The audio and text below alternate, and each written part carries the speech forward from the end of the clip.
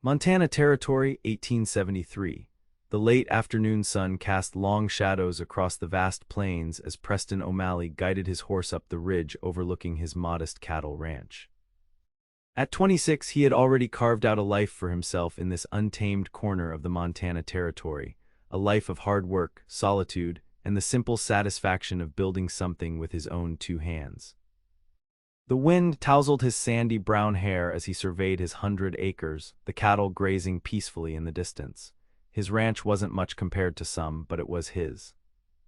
A small two-bedroom cabin, a barn that leaned slightly to the left, a corral for breaking horses, and enough grazing land to support his growing herd.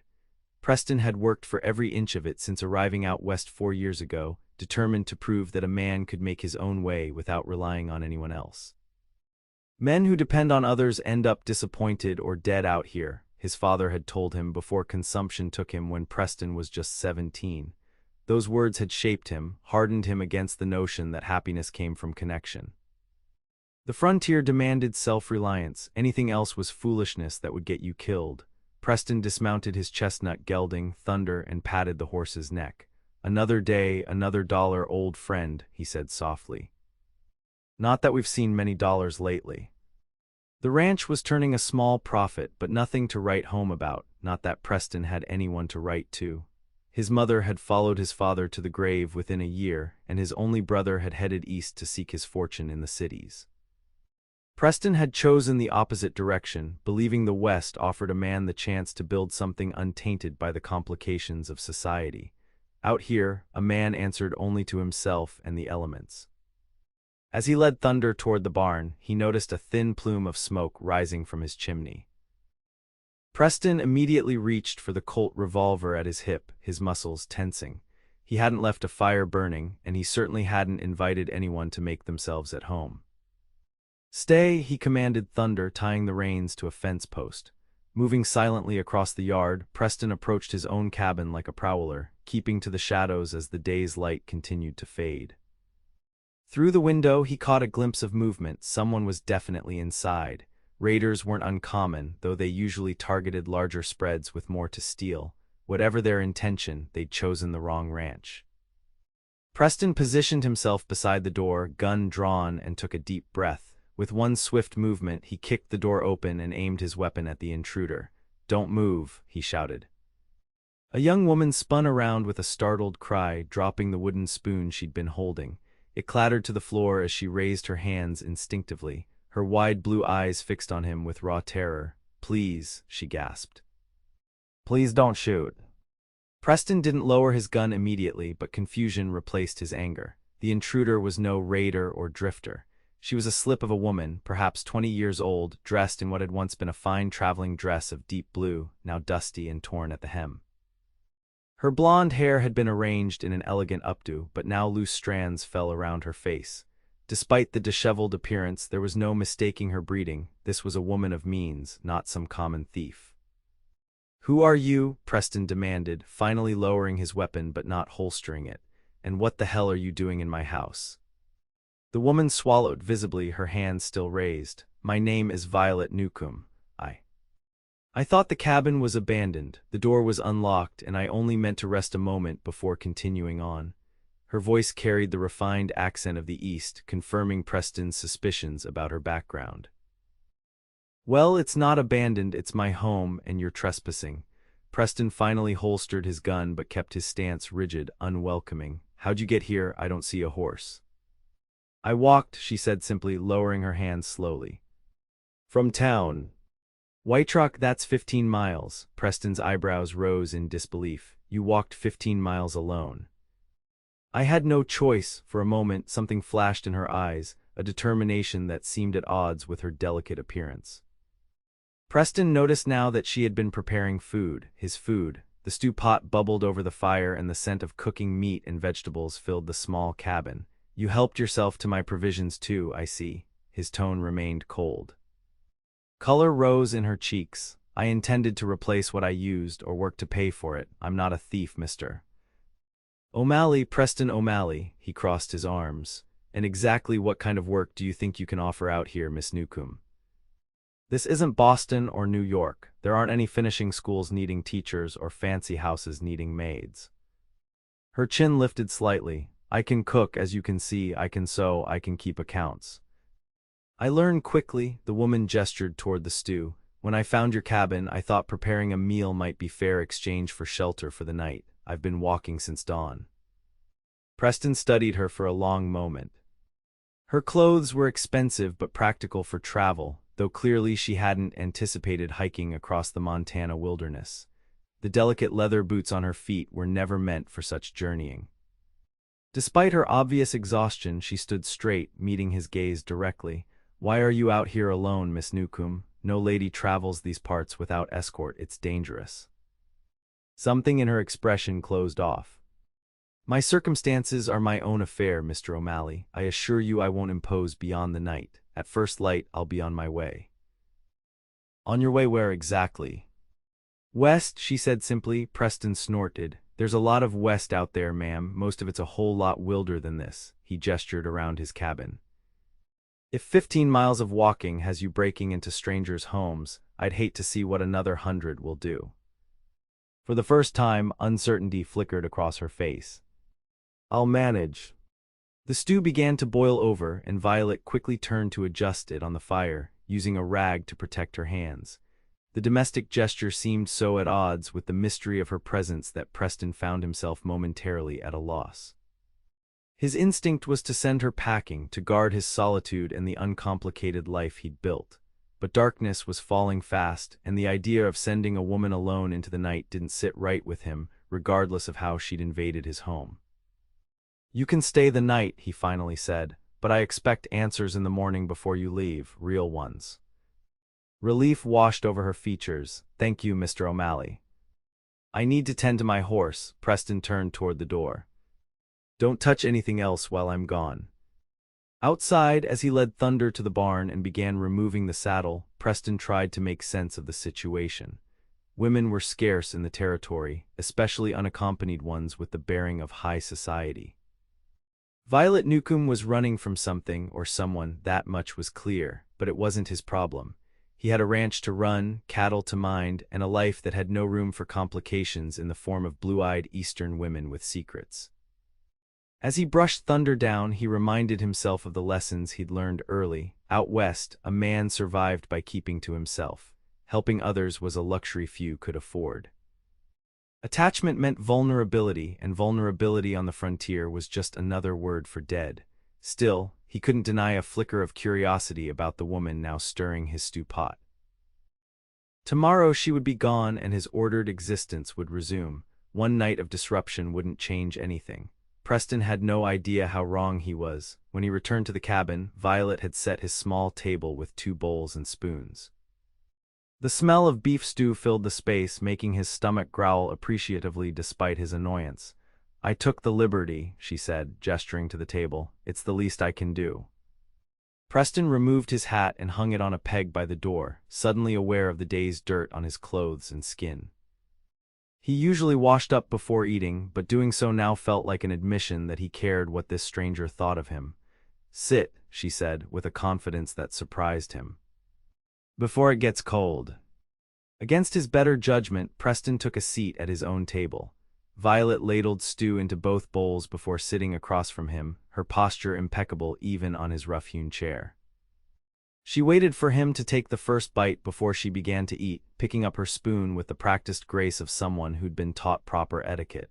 The stew was good, better than his own cooking by a fair margin. She'd added herbs from his small garden that he rarely bothered with himself, and the result was a depth of flavor his meals usually lacked. It's good, he said grudgingly after several silent bites. A small smile touched her lips. Thank you. They ate without further conversation, the silence broken only by the occasional pop from the fireplace and the scrape of spoons against bowls. When they finished, Violet rose and began clearing the dishes. You can leave those, Preston said. You should rest if you're planning to leave at dawn. She shook her head. I insist, it's part of our arrangement. There was something soothing about watching her move around his small kitchen area, washing the bowls in the basin and hanging the pot to dry.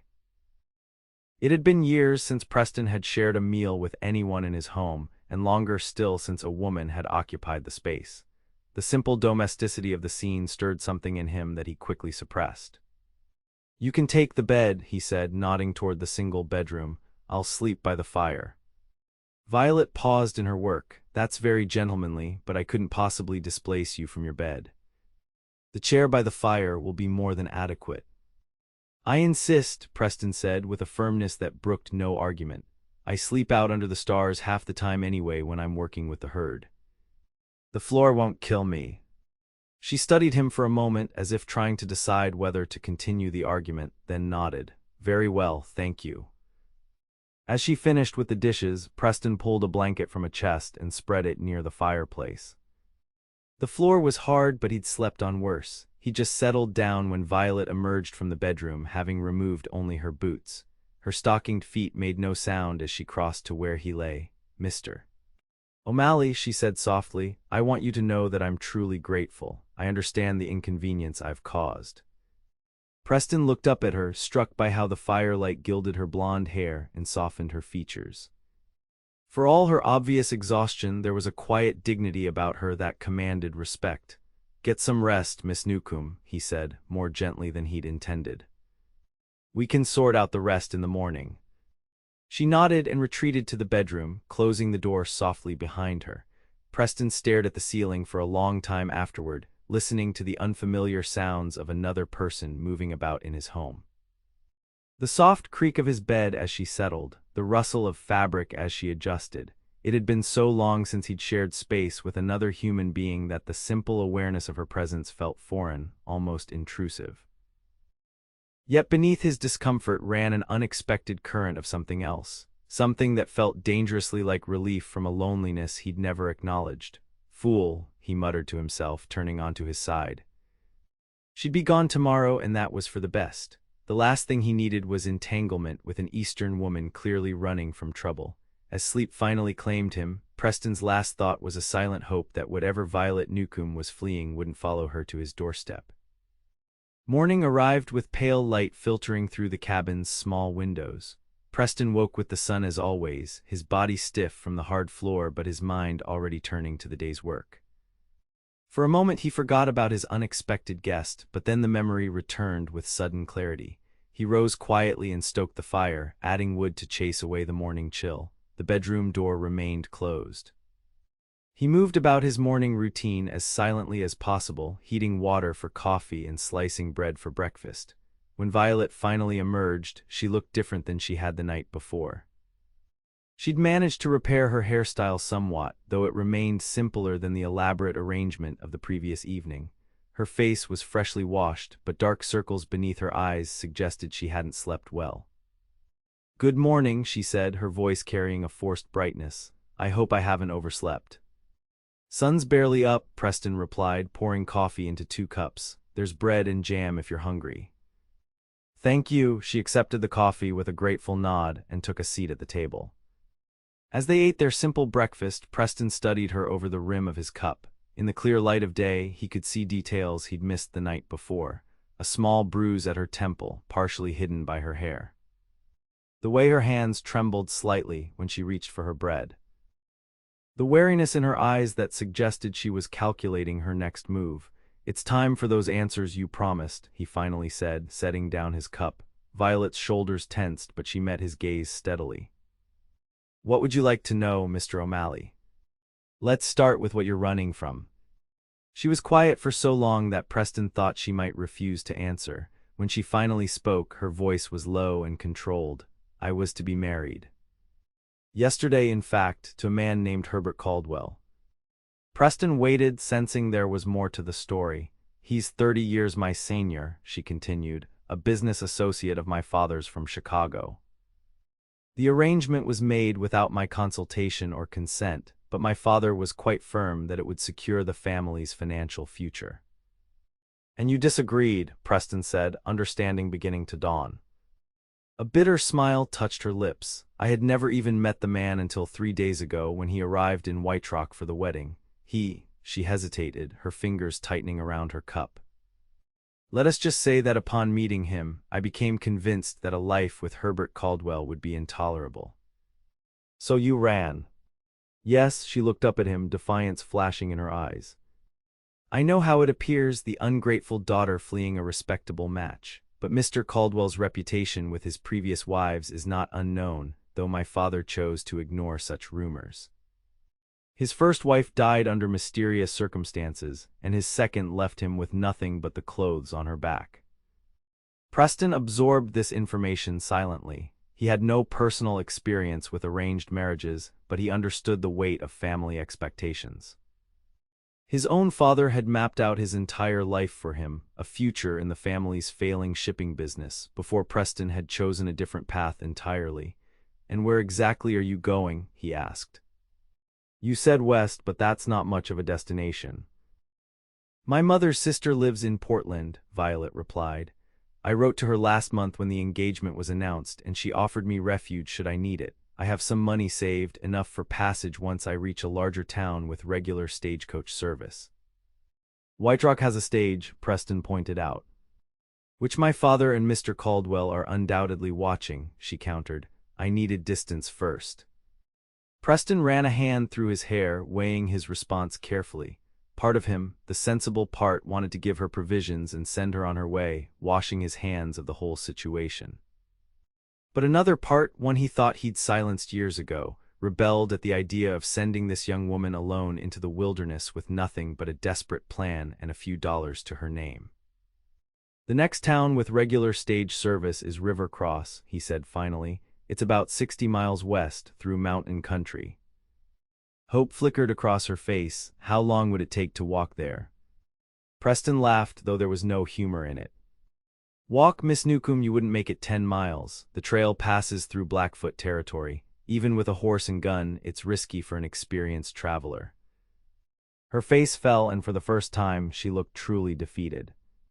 I see. The sensible voice in Preston's head told him to stop there, to wish her well and turn back to his own concerns. But as he looked at her, this brave, foolish woman who'd walked 15 miles alone rather than surrender her future to a man who frightened her, he heard himself speaking words he would soon regret. I'm heading to River Cross myself in 2 days, he said, the lie coming easily. Taking some horses to sell at the market there. If you can make yourself useful around the ranch today and tomorrow, I'll consider letting you ride along. Violet's eyes widened in surprise, then narrowed with suspicion. Why would you help me? It was a fair question, one Preston wasn't entirely sure he could answer himself. He shrugged, aiming for casual indifference. I need the extra hands before I leave, and it's on my way. Simple as that. She studied him for a long moment, clearly weighing his offer against her limited options. Finally, she nodded. Very well, Mr. O'Malley, I accept your terms. I'll work for my passage to River Cross. Good. Preston stood, already wondering what madness had possessed him. I need to check the herd and mend some fencing today. You can start by tidying up in here, then see to the garden. It needs weeding badly. Of course, she agreed, rising as well. And Mr. O'Malley, thank you. He nodded awkwardly, uncomfortable with her gratitude. Just don't make me regret it. As Preston headed out to the barn, he tried to convince himself that he was simply being practical. An extra pair of hands around the ranch for 2 days, then a quick trip to River Cross to sell some horses he'd been meaning to take to market anyway. He'd drop her at the stage office, and that would be the end of it. No complication, no attachment, no risk, but deep down, Preston knew he was lying to himself. For the first time in years, he was involving himself in someone else's troubles, breaking his own cardinal rule of frontier survival. And he had absolutely no idea why. The morning passed quickly as Preston rode out to check on his cattle. The small herd was grazing peacefully in the south pasture, fat and healthy after a wet spring that had kept the grass growing thick. He counted 53 head, not a fortune by any means, but enough to sustain him and allow for slow expansion each year. When he returned to the cabin around noon, he was surprised by the transformation. Violet had been busy in his absence. The cabin, never exactly filthy but certainly cluttered with the casual disarray of a bachelor, had been thoroughly cleaned. The floor was swept, the surfaces dusted, and his few possessions organized neatly on shelves. Through the window, he could see her in the small garden, kneeling among the vegetable rows with a determined expression as she pulled weeds. Preston dismounted and approached her, noticing that she'd fashioned an improvised apron from what looked like one of his old shirts. Her sleeves were rolled up, exposing slender forearms now smudged with dirt. Her blonde hair was tied back with a ribbon, practical rather than fashionable, and her cheeks were flushed with exertion. "You've been busy," he observed. Violet looked up, shielding her eyes from the sun. "I believe in earning my keep, Mr. O'Malley." She gestured to the garden. "Your vegetables were being choked by weeds. The tomatoes especially needed attention." Preston glanced at the neat rows, now free of the encroaching weeds he'd been ignoring for weeks. "You know about gardening." A small smile played at her lips. "My mother insisted I learn practical skills alongside the ornamental ones. She said a woman should know how to sustain herself, regardless of her circumstances." Something sad passed over her face. "She died when I was 16. After that, my father was more concerned with my marriageability than my practicality." "Your mother sounds like a wise woman." "She was." Violet rose to her feet, brushing soil from her hands.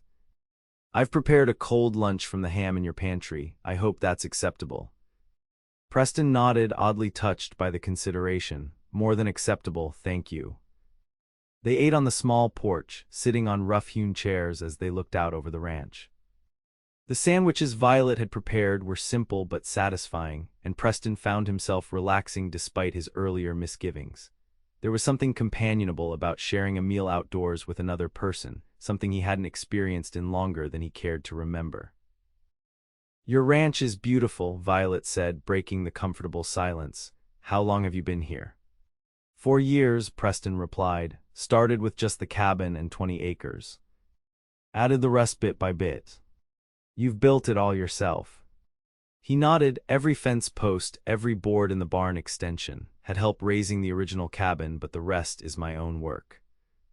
Admiration shone in her eyes. "That's remarkable, to create something from nothing." "It's not much compared to what you're probably used to," he said, suddenly aware of how modest his achievements might seem to someone accustomed to Eastern comfort. "On the contrary," she replied thoughtfully, "it's far more impressive than inherited wealth or position. This is something you've made with your own hands, your own vision. There's honor in that." Her words stirred something in Preston, a quiet pride he rarely allowed himself to feel. Most days he saw only what remained to be done, the endless work of building a life on the frontier. He seldom paused to appreciate what he'd already accomplished. "What about your family?" Violet asked. "Are they in Montana as well?" Preston shook his head. "Dead or gone east. I'm the last O'Malley out this way." "I'm sorry," she said softly. He shrugged. "It's the way of things. People live, people die. Out here, you learn to stand alone." "Is that why you came west, to stand alone?" The question was perceptive enough to make Preston uncomfortable. "I came for the opportunity. A man can make something of himself out here without connections or a fancy name." "But surely connections are still valuable, even in the West," Violet observed. "Neighbors to help with harvest or barn raising, friends to stand with you in trouble." "Neighbors, sure. When there's mutual benefit." Preston's tone hardened slightly. "But depending on others for your survival is a fool's game. The frontier doesn't forgive weakness or sentiment." Violet studied him with those clear blue eyes that seemed to see more than he cared to reveal. "That sounds like a lonely way to live, Mr. O'Malley." "It's a realistic way to live," he countered. "And it's kept me breathing so far." She didn't argue further, but something in her expression suggested she disagreed with his philosophy. They finished their meal in silence, the conversation having strayed into territory that made Preston uneasy. "I should get back to the fencing," he said, rising from his chair. "The north pasture line needs reinforcing before I can move the cattle there." "What would you like me to do next?" Violet asked, gathering their plates. Preston considered. "There's mending in a basket by my bed, shirts and such that need patching. If you're handy with a needle, that would be helpful." "I am," she assured him. "I'll see to it right away." As Preston headed toward the barn to gather his tools, he found himself glancing back at Violet. She stood on the porch, the simple dress she'd been wearing for 2 days now somehow dignified despite its travel-worn state. Her presence had already changed the feel of his home, bringing an unexpected warmth to spaces that had always been merely functional. It was temporary, he reminded himself firmly. 2 days of convenience, nothing more. By this time on the third day, she would be on her way to Portland, and his life would return to its proper solitary rhythm. The thought should have been comforting. Instead, it left an emptiness in his chest that Preston refused to examine. The afternoon passed with Preston repairing fences and Violet attending to the indoor tasks. By the time evening approached, he had worked harder than usual, driving himself physically as if to counterbalance the unsettling awareness of another person in his home. When he finally returned to the cabin, sweaty and tired, the smell of cooking food greeted him. Through the window, he could see Violet moving about the kitchen area, her movements graceful and purposeful. For a moment, he stood outside, watching her work in the golden light of sunset that streamed through the windows. There was something almost painful about the domesticity of the scene, a glimpse of a life he'd convinced himself he neither wanted nor needed. Shaking off the feeling, Preston entered the cabin. Violet turned at the sound of the door, a wooden spoon in her hand and a welcoming smile on her face. "Perfect timing," she said. "Supper is almost ready. I hope you don't mind, but I found a rabbit in your trap line and made a stew." Preston nodded, suddenly aware of how grimy he must look after a day of manual labor. "I'll wash up." Outside, he pumped water into a basin and scrubbed the day's dirt from his face, neck, and hands. He even took the time to comb his hair with his fingers, a concession to vanity he rarely bothered with when dining alone. The small mirror hung beside the pump reflected a face he hardly recognized, younger somehow, less weathered than he usually appeared. When he returned inside, Violet had set the table and was ladling stew into bowls. She had found time to mend his clothes, cook dinner, and even arrange wildflowers in an old jar at the center of the table. The simple touch of beauty in his utilitarian space was jarring. "You've been busy," he remarked, taking his seat. "I enjoy having tasks to complete," she replied, sitting across from him. "Idleness has never suited me." As they ate, Preston found himself curious about the life she'd left behind. "Tell me about your family," he said, "besides the father who arranges unwanted marriages." A shadow crossed Violet's face, but she answered readily enough. "My father, Jonathan Newcombe, owns a shipping company based in Boston with interests throughout the East. After my mother died, he became harder, more concerned with business than family." She pushed a piece of rabbit around in her bowl. "I have a younger brother, William, who's being groomed to take over the company eventually. He's 17 now, away at university." "And your aunt in Portland?" "My mother's younger sister, Margaret. She married a timber merchant 20 years ago and moved west. They write occasionally, but I've not seen her since I was a child." Violet's expression softened. "She was always kind, though. When I wrote to her about the arrangement with Mr. Caldwell, her response was immediate and clear. I would always have a place with her if I needed it." "It's a long way to travel on a chance," Preston observed. Violet's chin lifted slightly. "Some chances are worth taking, Mr. O'Malley, especially when the alternative is certain misery." The conviction in her voice struck him. This wasn't a flighty girl running from responsibility. This was a woman making a deliberate choice to forge her own path, despite the risks. "Your father will come looking for you," Preston said. It wasn't a question. "Perhaps, though I suspect Mr. Caldwell's pride will be more wounded than his heart. As for my father," she sighed, "he may be angry enough to pursue me, at least for a time. He doesn't respond well to having his authority questioned." "Is that how you got that bruise?" Preston asked quietly, nodding toward her temple. Violet's hand rose unconsciously to touch the mark, her expression closing. "It was an accident. I fell while packing to leave." The lie was transparent, but Preston didn't press. He understood private pain better than most. "If they do come looking, they'll start in White Rock and work outward. We should be careful when we travel to River Cross." A hint of a smile touched her lips. "Does that mean you're officially committing to this madness?" Despite himself, Preston found an answering smile forming. "I already said I would take you, didn't I? And O'Malley keeps his word." "Indeed he does," she agreed, her expression warming. "Thank you, Preston." It was the first time she'd used his given name, and the sound of it in her voice created an unexpected flutter in his chest. "You're welcome, Violet," he replied, testing her name in return. They finished their meal in comfortable silence, and as Violet cleared the dishes, Preston found himself contemplating the strangeness of the situation. 24 hours ago, he'd been alone, his future stretching before him in a predictable line of solitary days and quiet nights. Now a woman he barely knew was washing dishes at his sink, and he'd committed to escorting her 60 miles through dangerous country. What madness indeed! The next day dawned clear and warm, the Montana summer in full bloom across the rolling grasslands. Preston woke before sunrise as always, but this time he was careful not to disturb Violet, who slept in his bed while he again took the floor by the fire. He slipped out quietly to begin his morning chores, feeding the horses and checking the chicken coop for eggs. When he returned to the cabin, Violet was already up, her hair neatly arranged and a fresh pot of coffee brewing on the stove. She wore the same blue traveling dress, though she had clearly done her best to freshen it. "Good morning," she greeted him. "I've gathered eggs and started breakfast. I hope you don't mind." "Not at all." Preston hung his hat on the peg by the door. "Sleep well." "Better than the night before," she admitted, "though I still feel guilty about taking your bed." "Don't." He poured himself coffee. "We should talk about tomorrow's journey. It'll be a long day's ride to Rivercross, and not an easy one." Violet nodded, turning her attention to the eggs she was scrambling. "What should I know?" "The trail cuts through the foothills before entering the pass. It's mostly well marked, but there are stretches where bandits have been known to target travelers." Preston spoke matter-of-factly, wanting her to understand the reality without frightening her unnecessarily. "We'll need to pack light and move quickly. I plan to bring 2 horses, Thunder for me and Willow for you. She's gentle but sure-footed." "I can ride," Violet assured him. "My father insisted I learn, though it was always side saddle and never for practical travel." "You'll ride astride tomorrow," Preston said firmly. "Side saddle is too slow and dangerous for the terrain we'll cover."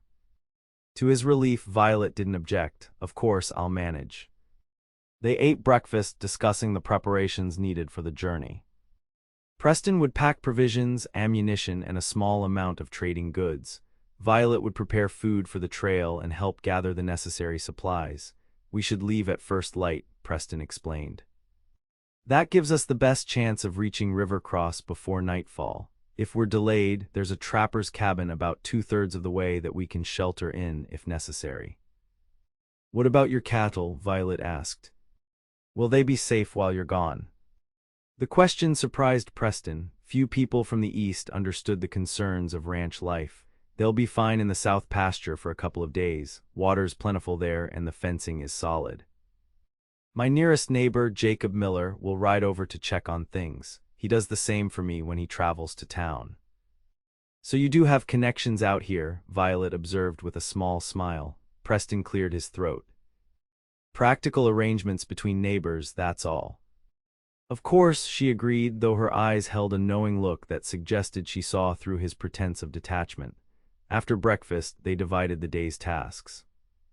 Preston would prepare the horses and gather the necessary equipment for the journey, while Violet would attend to the food provisions and help pack what they needed from the cabin. The day passed quickly in focused preparation. Preston selected 2 reliable horses, Thunder for himself and the gentle mare Willow for Violet. He checked and cleaned his firearms, the Colt revolver he always wore, and a Winchester rifle that would travel in a scabbard on his saddle. He packed saddlebags with ammunition, basic medical supplies, and a few small items he could trade if necessary. By mid-afternoon, the horses were ready, the supplies organized, and Preston found himself with an unexpected pocket of free time. He used it to walk the property, checking fences one last time and making mental notes of tasks that would need attention when he returned. As he crested the small hill behind his cabin, Preston paused to look back at his ranch. From this vantage point, he could see the whole of his modest empire, the cabin with smoke curling from its chimney, the barn and corral, the garden now neatly weeded, the grazing cattle in the distance. For 4 years, this view had represented everything he wanted: independence, solitude, the satisfaction of building something with his own hands. Yet today, his gaze was drawn not to the structures or the land, but to the slender figure hanging laundry on the line beside the cabin. Violet moved with efficiency, pinning his mended shirts to the rope strung between 2 posts. The simple domesticity of the scene created a tightness in Preston's chest, a longing for something he'd convinced himself he didn't need. He turned away abruptly, disturbed by the direction of his thoughts. Tomorrow he would take her to Rivercross, see her safely onto a westbound stage, and return to his properly ordered life. This brief interruption would become nothing more than an unusual anecdote, a momentary deviation from the solitary path he'd chosen. As evening approached, Preston returned to the cabin to find Violet had prepared a hearty dinner of salt pork, beans, and the last of his fresh bread. She had also packed food for their journey: jerky, hardtack, dried fruit, and a small sack of coffee. "I think we're ready for tomorrow," she said as they ate, "though I wish I had more appropriate clothing for travel. This dress isn't ideal for riding." Preston hesitated, then made a decision. "My mother left a trunk of things when she passed, never had the heart to get rid of them. There might be something you could use. She wasn't much bigger than you." Surprise and gratitude flickered across Violet's face. "Are you sure? Those must be precious mementos." "They're no good to anyone sitting in a trunk," Preston said gruffly. "Better they be useful." After dinner, he retrieved the trunk from the small storage room off the kitchen. It had been years since he'd opened it, and dust had settled thickly on the lid. He carried it to the main room and set it before Violet. "See what you can find," he said, feeling suddenly awkward. "I'll check on the horses one last time before dark." When Preston returned from the barn, he found Violet standing by the fire, transformed. She had found a practical outfit consisting of a simple brown skirt and a cream-colored blouse. The skirt was shorter than fashion dictated, ending at her ankles, perfect for riding. She'd also discovered a sturdy jacket that would provide protection against the morning chill. "Your mother had practical taste," Violet said, smoothing the skirt self-consciously. "Do you think these will do for our journey?" Preston swallowed hard, struck by the sight of her in his mother's clothes. "They'll do just fine," he managed. "You should get some rest. Dawn comes early." Violet nodded, gathering the remaining garments she'd selected and returning them neatly to the trunk. "Thank you, Preston, not just for the clothes, but for everything. I know this disruption to your life wasn't welcome, yet you've shown me great kindness." Her sincerity made him uncomfortable. "It's nothing, just the decent thing to do." "Nevertheless, I'm grateful." She paused at the bedroom door. "Good night." "Good night," he echoed, watching as she disappeared into the room. Preston sat by the fire long after she'd gone to bed, staring into the flames as he contemplated the journey ahead. He told himself his unease was simply concern about the potential dangers of the trail to Rivercross: bandits, weather, or the possibility that Violet's father or unwanted fiancé might be in pursuit. But in the honest solitude of the night, Preston knew his disquiet had a different source. In just 2 days, Violet Newcombe had brought something into his carefully constructed life that he hadn't realized was missing. A warmth, a connection, a reminder that the independence he prized so highly came with a cost he'd stopped calculating long ago.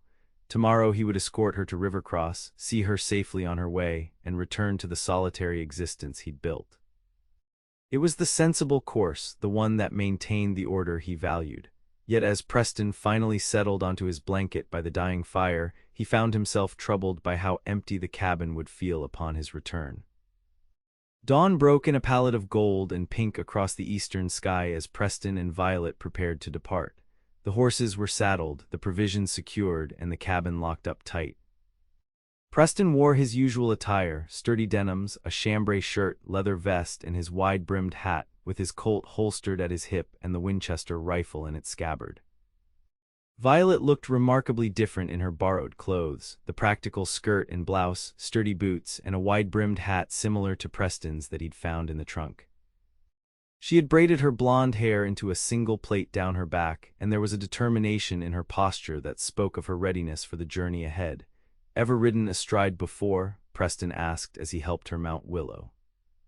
"No," Violet admitted, "but I'm a quick learner."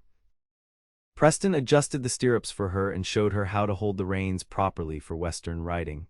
"Keep your heels down and your back straight. Willow's gentle, but she needs a firm hand to know you're in charge." Violet nodded, settling herself in the saddle and experimenting with the unfamiliar position. After a few moments, she seemed to find her balance. "I think I have it." "Good." Preston mounted Thunder with practiced ease. Stay close and follow my lead. The first part of the trail is easy enough, but it gets trickier as we approach the foothills. With a last look at his ranch, Preston turned Thunder toward the west and set off at an easy pace. Violet followed, adjusting quickly to riding astride despite her inexperience. The morning air was crisp, the sky clear, promising good weather for their journey. They rode in companionable silence for the first hour, following a well-worn trail that wound through rolling grasslands. Preston kept a steady pace, occasionally glancing back to ensure Violet was managing well. To his surprise, she seemed comfortable in the saddle, her posture relaxed but attentive. As the sun climbed higher, the landscape began to change. The open grasslands gave way to scattered stands of pine and fir, signaling their approach to the foothills. The trail narrowed, climbing gradually toward the distant mountains. "How are you holding up?" Preston called back. "Well enough," Violet replied. "It's actually quite exhilarating once you get used to it." Preston slowed Thunder to allow her to ride alongside where the trail permitted. "The view gets better from here. On a clear day like this, you can see for miles." As they crested a small rise, the panorama opened before them, miles of wilderness stretching toward the snow-capped mountains in the distance. The forests below were a carpet of deep green, broken occasionally by meadows and the silver ribbon of a river winding through the valley. Violet drew Willow to a halt, her expression one of wonder. "It's magnificent," she breathed. "I've never seen anything like it." "Not much like Boston, I'd imagine," Preston said, watching her reaction with unexpected pleasure. "No," she agreed. "In Boston, everything is contained, controlled. This," she gestured toward the vast landscape, "this makes one feel small in the most wonderful way." Her perception surprised him. Most Easterners he'd encountered either failed to appreciate the wild beauty of the territory or romanticized it without understanding its dangers. Violet seemed to grasp both its grandeur and its implicit challenges. "We should keep moving," Preston said after a moment. "I'd like to reach the halfway point by noon." They continued their journey, the trail gradually becoming steeper and more challenging as they entered the foothills proper. Preston led the way, occasionally pointing out landmarks or offering advice on navigating difficult stretches. Violet proved to be a capable rider, following his guidance without complaint despite what must have been growing discomfort for someone unaccustomed to long hours in the saddle. By midday they had reached a small plateau overlooking the valley below. A clear stream provided water for the horses, and a stand of pines offered shade for their rest. "This is a good place to stop," Preston announced, dismounting and helping Violet down from her saddle. She winced slightly as her feet touched the ground but made no comment about any discomfort. "It's beautiful here," she said, gazing at the view while Preston secured the horses. "My father and I camped here once," Preston found himself saying as he unpacked their lunch: bread, cheese, and dried beef. "The only time he ever came west. He hated every minute of it, the dust, the heat, the lack of proper accommodations. Couldn't understand why anyone would choose this life." Violet accepted the food he offered and sat on a fallen log. "What did you tell him?" Preston shrugged. "Nothing that satisfied him. How do you explain that some people need space to breathe, that walls and streets and crowds can feel like a prison to certain souls?" He broke off, embarrassed by his uncharacteristic eloquence. "I think I understand," Violet said softly, "though my prison has been of a different sort." Preston glanced at her, curious. "What do you mean?" She was quiet for a moment, considering her words. "From my earliest memories, my life has been determined by others, which schools I attended, which friends were suitable, which activities were appropriate for a lady of my station." Her voice held no self-pity, only a matter-of-fact recognition. "My father viewed me primarily as an asset to be managed, first as a reflection of the family's social standing, then as a tool for business advancement through marriage." "And you never rebelled before now?" Preston asked. A sad smile touched her lips. "In small ways, books my father would have disapproved of, secret friendships with the wrong sort of people, but open defiance? No, not until Mr. Caldwell arrived and I saw my future written in his cold eyes and cruel mouth." She straightened her shoulders. "That's when I knew I had to choose a different path, whatever the cost." Preston studied her with new appreciation. Her courage wasn't the showy bravado of frontier legends, but something quieter and perhaps more profound, the courage to reject a predetermined fate despite having been raised to accept it. "Your aunt in Portland," he said. "Will she truly welcome you, or just take you in out of obligation?" "Aunt Margaret has always been kind," Violet replied. "Her letters over the years have been full of warmth and genuine interest in my welfare. I believe she'll be glad to see me, though I don't intend to be a burden. I have skills that can earn my keep." "What will you do there?" Preston found himself genuinely curious about her plans. Violet's expression brightened. "Portland is growing rapidly. I hope to find work as a teacher or perhaps in a shop. I'm good with figures. I kept my father's household accounts for years. Eventually, I'd like to have a small business of my own, a bookshop perhaps." The clarity of her vision impressed him. This was no aimless flight, but a deliberate journey toward a life of her own choosing. "We should get moving," Preston said after they had finished eating. "The most difficult part of the trail is ahead, and I'd prefer to clear the pass before late afternoon." They repacked their supplies and mounted the horses, continuing their journey westward. The trail narrowed as it climbed, switching back and forth up the increasingly steep slopes. The pine forest grew denser, occasionally opening to reveal spectacular views of the valley they'd left behind. As they rode, Preston remained vigilant, scanning the trail ahead and the surrounding forest for any signs of danger. This section of the journey was known for ambushes, the narrow trail and thick woods providing perfect cover for bandits or hostile natives. "Stay close," he instructed Violet as they entered a particularly narrow stretch, "and keep your eyes open. If I signal you to stop, do it immediately." She nodded, her expression serious but not fearful. The trust she placed in him created an unfamiliar sense of responsibility in Preston's chest, a weight both burdensome and oddly satisfying. They had been climbing for nearly 2 hours when Preston noticed the first sign of trouble. Fresh horse tracks crossing the trail, multiple animals moving perpendicular to their path. He raised his hand, signaling Violet to halt. "What is it?" she asked quietly, bringing Willow to a stop beside Thunder. "Riders," Preston said, dismounting to examine the tracks more closely. "At least 3, maybe 4, passed through here not long ago. Travelers like us." There was a hopeful note in her voice that Preston hated to extinguish. "Unlikely. These tracks come from the north, heading south across the trail. No settlements that way, only wilderness." He remounted Thunder, his expression grim. "Could be trappers or hunters, but this time of year, that's not likely either."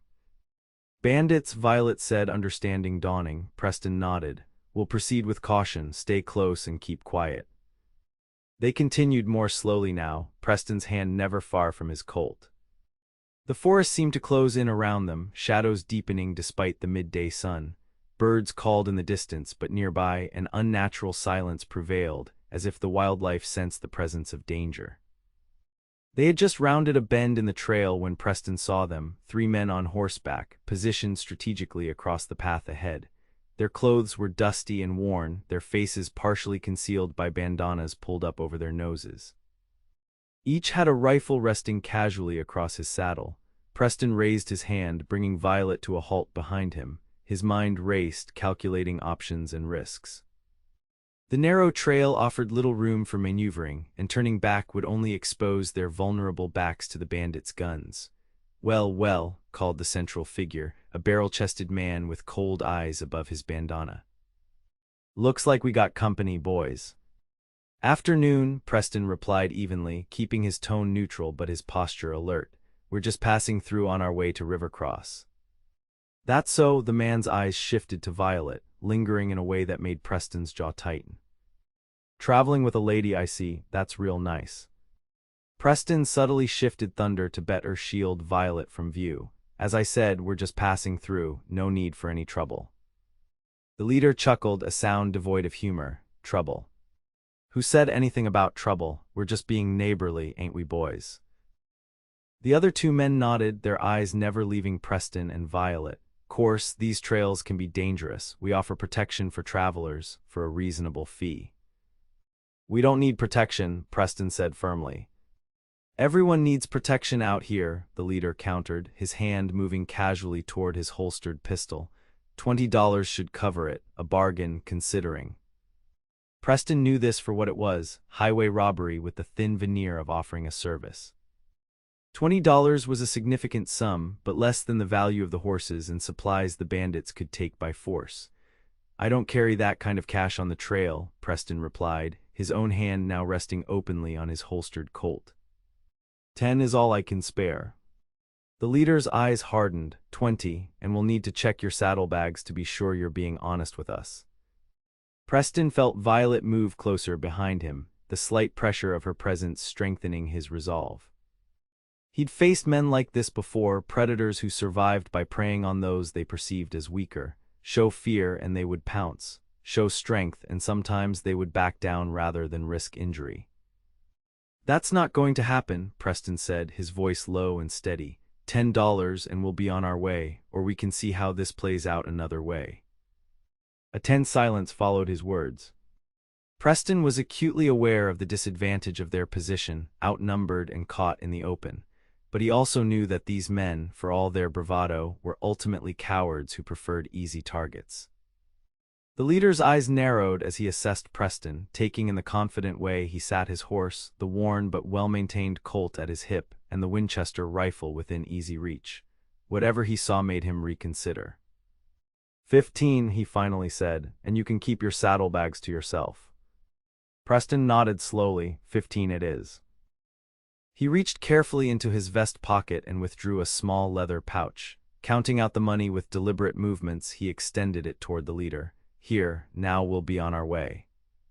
The leader took the money, his eyes never leaving Preston's face. "Safe travels," he said, the words a mockery of genuine concern.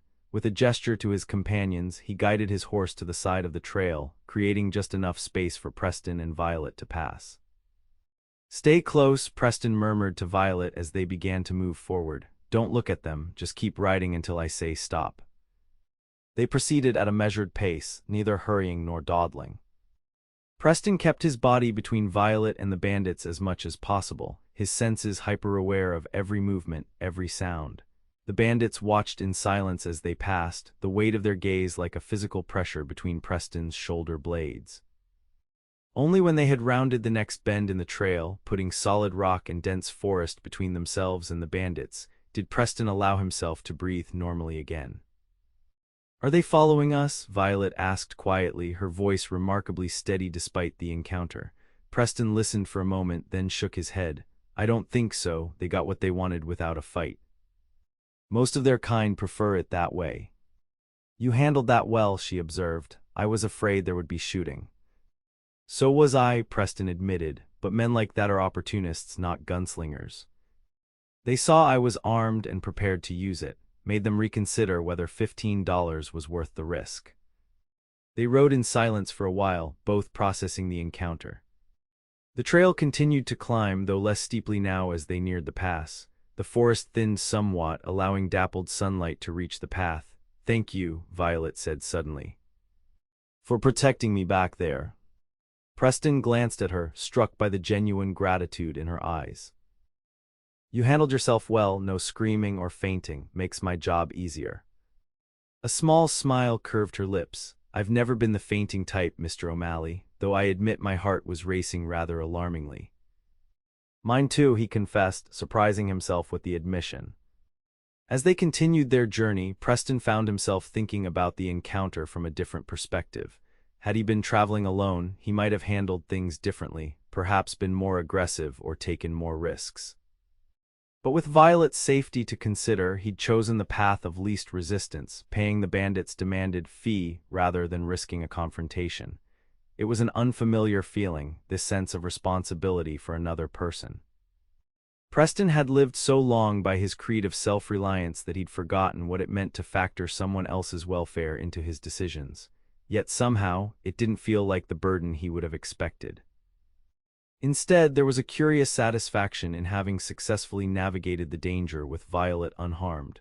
By late afternoon, they had cleared the pass and begun the descent toward the western valley. The trail widened again, making travel easier and conversation possible. The tension of the bandit encounter gradually faded as the beauty of the landscape reasserted itself. "We should reach River Cross by nightfall," Preston said as they paused to water the horses at a small stream, barring any more unexpected company. Violet nodded, her expression unreadable as she gazed toward the distant town, still hidden beyond the rolling foothills. I appreciate everything you've done, Preston. I know this journey wasn't part of your plans. Plans change, he said simply. Besides, I needed to visit Rivercross anyway. The lie hung between them, acknowledged but unchallenged. Both knew he had invented the trip solely to help her escape, yet neither seemed willing to examine this truth too closely. As they remounted and continued their journey, Preston found himself oddly reluctant to reach their destination. The knowledge that they would soon part ways, Violet continuing west to Portland while he returned to his solitary ranch, created an unexpected heaviness in his chest. 2 days ago she had been a stranger, an unwelcome intrusion into his carefully ordered life. Now, the prospect of returning to that life without her quiet presence seemed strangely hollow. Preston pushed the thought aside, focusing instead on the practical concerns of the journey ahead. There would be time enough for such reflections later, when he rode back to his empty cabin alone. The sun was low on the horizon when they finally caught sight of Rivercross in the valley below. The town was larger than White Rock, boasting several streets of buildings, including a proper hotel, a bank, and the stage office that was their destination. Lights were beginning to flicker on in windows as dusk approached, creating a welcoming glow against the darkening landscape. There it is, Preston said, pointing toward the settlement. We'll make it before full dark. Violet nodded, her expression a mixture of relief and apprehension. When does the westbound stage depart? Morning, usually around 9 or 10, Preston replied. We'll get you a ticket tonight and a room at the hotel. They rode the last miles in contemplative silence, each lost in their own thoughts as they approached the town. The main street was still active with evening business as they entered Rivercross, merchants closing up shops, miners and cowboys heading toward the saloon, respectable citizens returning home from late errands. Preston led them directly to the Rivercross Hotel, a 2-story clapboard building with a wide porch and clean windows. It wasn't luxurious by Eastern standards, but it was the finest accommodation the town offered. Wait here, he said, dismounting and securing both horses to the hitching post. I'll arrange rooms. Inside, the hotel lobby was modestly appointed but clean, with a polished wooden counter and a middle-aged clerk who looked up expectantly as Preston entered. Evening, the clerk greeted him. Looking for a room. 2 rooms, Preston corrected, one for myself and one for the lady traveling with me. The clerk's eyebrows rose slightly. The lady your wife, sir? No, Preston said firmly. She's my cousin, traveling west to join family in Portland. I'm escorting her to catch tomorrow's stage. The explanation seemed to satisfy the clerk, who nodded and turned to retrieve keys from the rack behind him. Rooms 4 and 5 are available, adjacent but not connecting, $2 for the pair, including hot water for washing. Preston paid and accepted the keys, then returned to where Violet waited with the horses. All arranged, he said, helping her dismount. I'll get the horses stabled, then we can see about dinner. There's a decent restaurant next door. After settling the horses at the livery stable and retrieving their essential belongings, Preston escorted Violet to the hotel. He could sense her fatigue from the long journey, though she carried herself with the same quiet dignity she'd displayed throughout their adventures. The clerk provided hot water as promised, delivered to each room by a young boy who struggled slightly with the heavy pitchers. Preston showed Violet to her room, a simple but clean space with a narrow bed, washstand, and small window overlooking the main street. Get cleaned up and rest a bit, he suggested. I'll come for you in an hour for dinner. Alone in his own room, Preston finally allowed himself to acknowledge the weariness in his bones. The journey had been physically demanding, but it was the emotional toll that surprised him. The responsibility of ensuring Violet's safety, the constant vigilance, and now the impending separation, all combined to create a fatigue deeper than mere physical exhaustion. He washed away the dust of the trail, changed into his cleanest shirt, and attempted to tame his hair with a comb. Looking in the small mirror above the washstand, Preston barely recognized himself. Was it simply the absence of trail dirt, or had something fundamental changed in his countenance? An hour later, he knocked on Violet's door, straightening his vest self-consciously. When she opened the door, Preston was momentarily speechless. She had changed into one of his mother's dresses, a simple blue affair that nonetheless transformed her. With her blonde hair freshly arranged and her face glowing from washing, she looked both elegant and approachable, a perfect balance between the refined Eastern lady and the practical woman who had ridden beside him through danger. "You look," Preston struggled for words. "Nice, you look nice." A soft smile touched her lips. "Thank you, you clean up rather well yourself, Mr. O'Malley." The restaurant beside the hotel was modest, but offered real china plates and cloth napkins, luxuries Preston rarely encountered in his frontier life. They were seated at a small table near the window, a candle flickering between them as they studied the limited menu. "Order whatever you like," Preston said. "It's been a long day and you must be hungry." Violet chose the roast chicken, while Preston selected the beefsteak. As they waited for their food, a strange awkwardness descended between them, as if both suddenly remembered they were strangers thrown together by circumstance rather than choice. "I should check on stage tickets after dinner," Preston said, breaking the silence. "Make sure there's space for you tomorrow." Violet nodded, her fingers tracing the pattern on the tablecloth. "Yes, that would be wise." She hesitated, then added, "I have money for the ticket. You've done more than enough already." "I don't mind," Preston began, but she shook her head. "Please, I insist. I may be running from an arranged marriage, but I'm not penniless. I managed to bring some of my savings with me." Something in her tone told Preston this was important to her dignity, so he nodded. "As you wish." Their food arrived, providing a welcome distraction from the strange tension between them. The meal was excellent by frontier standards, the meat tender, the vegetables fresh, the bread still warm from the oven. They ate with the healthy appetite of travelers, conversation gradually becoming more natural as they discussed their journey and the town around them. "What will you do when you return to your ranch?" Violet asked as they finished their meal. Preston considered the question. "The usual, tend the cattle, mend fences, prepare for winter. Nothing changes much from season to season." "And that contentment you find in that?" Her question held no judgment, only genuine curiosity. "I built that life myself," Preston replied. "Every post, every board, every head of cattle represents my own choices, my own work. There's satisfaction in that." "There is," Violet agreed, "but doesn't it get lonely sometimes? All that space, all that silence." The question struck closer to home than Preston cared to admit. "I'm used to it," he said, which wasn't really an answer. Violet seemed to understand what he wasn't saying. Her eyes softened with something that wasn't quite pity but might have been compassion. "We all get used to our circumstances, don't we, whether they truly suit us or not?" The observation hung between them, laden with meaning neither was prepared to fully explore. Preston signaled for the bill, suddenly eager to escape the intimacy of the moment. "I'll walk you back to the hotel, then check on those stage tickets," he said as they left the restaurant. "You should rest. Tomorrow will be another long day for you." The night air had cooled considerably, and Preston noticed Violet shiver slightly in her light dress. Without thinking, he removed his jacket and placed it around her shoulders. The gesture felt natural, almost instinctive, yet the brush of his hands against her shoulders sent an unexpected warmth through his chest.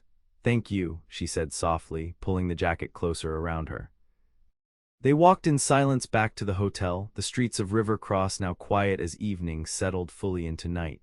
At her door, Violet returned his jacket, her fingers brushing against his as she handed it over. "Sleep well," Preston said, suddenly awkward again. "I'll see you at breakfast around 7. 7 would be perfect." She hesitated as if wanting to say more, then simply nodded. "Good night, Preston." "Good night, Violet." As she closed the door, Preston stood for a moment in the empty hallway, an unfamiliar ache in his chest. Tomorrow she would board the stage to Portland, and he would begin the long ride back to his ranch. Their paths, which had crossed so unexpectedly, would diverge just as suddenly, becoming nothing more than a memory, a story to be recalled in solitary moments. It was for the best, he told himself as he headed downstairs to inquire about the stage schedule. This brief interlude of companionship had been pleasant but ultimately impractical. Their worlds were too different, their paths set in opposite directions. Yet as Preston secured Violet's ticket for the morning stage, a journey that would take her hundreds of miles further west and completely out of his life, he couldn't escape the nagging sense that something essential was slipping through his fingers. The stage office confirmed what Preston already knew. The Portland-bound coach would depart at 9 the next morning, a journey of several days that would eventually deliver Violet to her aunt's doorstep. With the ticket purchased and tucked safely in his pocket, Preston stepped back onto the boardwalk, uncertain what to do with his remaining evening. The logical choice would be to return to the hotel and get some rest.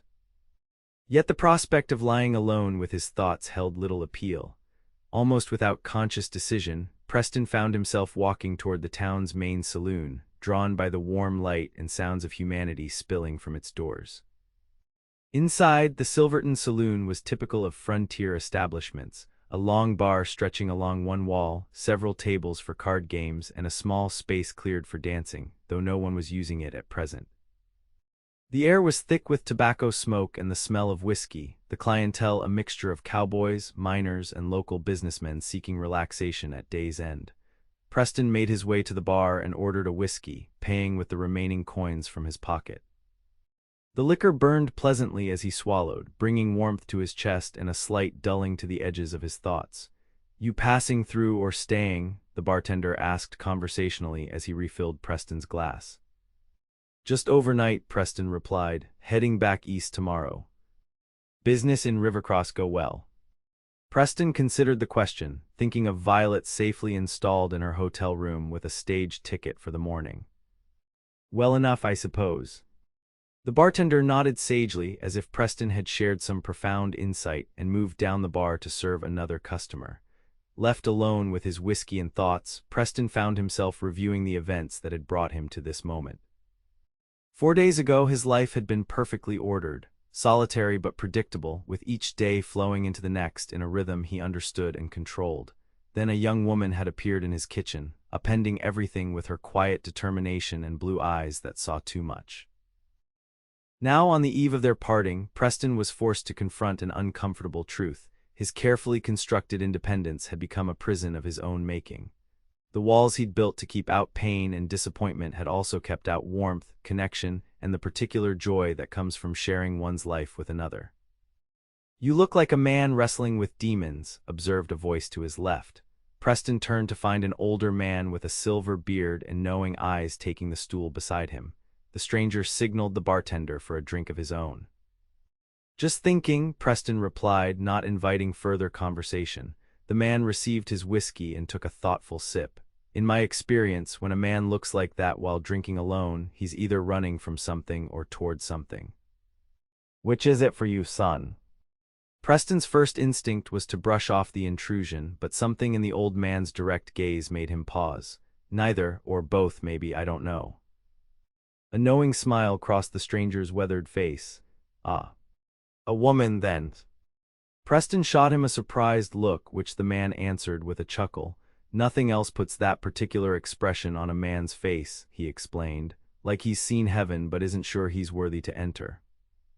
The observation was uncomfortably accurate. Preston took another drink, letting the whiskey burn away his immediate denial. "She's leaving tomorrow, heading west." "And you're letting her go?" "It wasn't a question. It's what she wants," Preston said. "A new start, away from people trying to control her future." "Including you?" the old man asked shrewdly. Preston frowned. "I'm not controlling anything. I've helped her get where she needs to go, that's all." "And now your job is done, so you'll ride back to wherever you came from and forget all about her." The stranger's tone made it clear he didn't believe this for a moment. "It's not that simple. It never is." The old man signaled for another round. "Let me tell you something, son. I've lived 68 years on this earth, been married 46 of them to the same woman, know how that happened." Preston shook his head, not particularly wanting to hear the story but lacking the rudeness to say so. "I almost let her go," the stranger continued, undeterred. "She was headed east to take a teaching position. I was staying west to work my claim. Told myself it was for the best. She deserved better than a rough miner with dirt under his nails and no prospects." Despite himself, Preston found he was listening intently. "Night before she was to leave, I sat in a saloon much like this one, drinking myself into the same state of noble misery you're cultivating right now."